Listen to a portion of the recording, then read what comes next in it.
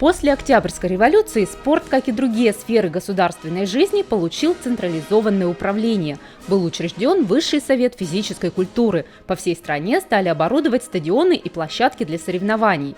В 1924 году началось строительство одного из первых крупных стадионов Ижевска под названием «Зенит».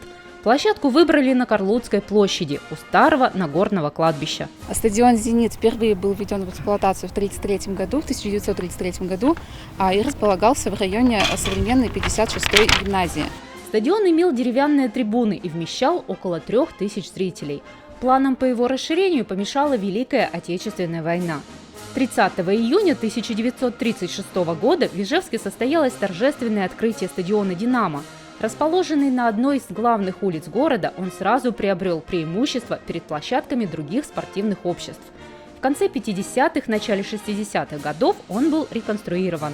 Здесь начинали свою карьеру десятки мастеров спорта, проводились соревнования и массовые мероприятия. Как рассказывают краеведы, когда в 1960-е годы на «Динамо» проходили футбольные матчи, все крыши близлежащих домов были усыпаны зрителями, а милиция их сгоняла.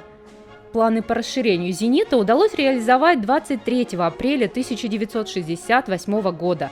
Стадион перенесли на площадку почти в самом центре Ижевска, а первый официальный матч состоялся в рамках чемпионата Советского Союза. Ижевский «Зенит» сыграл в ничью с ленинакамским «Шираком» 0-0.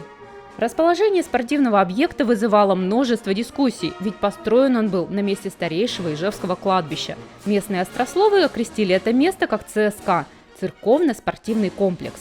Сегодня «Зенит» – это главная футбольная арена Удмуртии. Также здесь проводят соревнования и массовые мероприятия. Самым ярким историческим событием стадиона в новейшей истории можно считать 10 августа 2006 года, когда здесь были проведены Олимпийские сельские игры. На них приехал Владимир Владимирович Путин. Также присутствовали представители более 70 регионов России, и также были представители Белоруссии и Казахстана. Новейшая история стадиона «Динамо» началась 30 июня 2019 года, когда его открыли после масштабной реконструкции.